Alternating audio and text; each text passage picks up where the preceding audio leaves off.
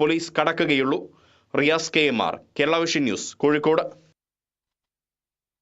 പന്തീരങ്കാവ് ഗാർഹിക പീഡന കേസിൽ മുഖ്യപ്രതി രാഹുൽ P. ഗോപാലിന് പോലീസ് ഒത്താശ. പ്രതിക്ക് വിദേശത്തേക്ക് കടക്കാനായി ബംഗളൂരുവിലേക്കുള്ള വഴി പറഞ്ഞുകൊടുത്തത് പന്തീരങ്കാവ് സ്റ്റേഷനിലെ പോലീസുകാരനെന്ന് കണ്ടെത്തി.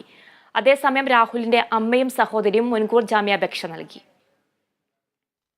പന്തീരങ്കാവ് ഗാർഹിക പീഡനക്കേസിലെ പ്രതി രാഹുൽ വിദേശത്തേക്ക് കടന്നെന്ന് അന്വേഷണ സംഘം സ്ഥിരീകരിച്ചതോടെ ബ്ലൂ കോർണർ നോട്ടീസ് പുറത്തിറക്കി പ്രതിയെ ഇന്ത്യയിലേക്ക് എത്തിക്കാനുള്ള ശ്രമം തുടരുകയാണ്.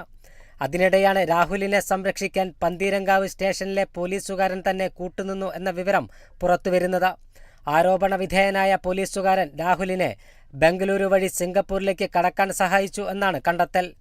രാഹുലിനെ കൂടാതെ ഇന്നലെ അറസ്റ്റിലായ സുഹൃത്ത് രാജേഷിനെയും ഇതേ പോലീസുകാരൻ നേരിൽ കണ്ട് സംസാരിക്കുകയും നിർദ്ദേശം നൽകുകയും ചെയ്തിട്ടുണ്ട്.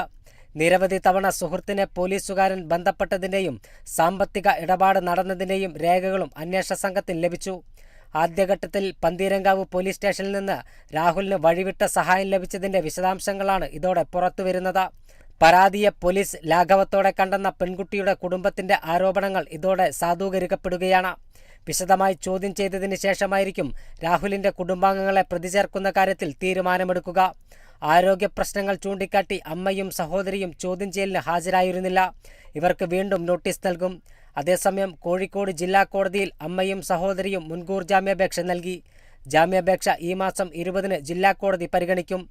റെഡ് കോർണർ നോട്ടീസ് വഴി രാഹുലിനെ തിരികെ എത്തിക്കാനുള്ള നടപടികളും ത്വരിതപ്പെടുത്തിയിട്ടുണ്ട്.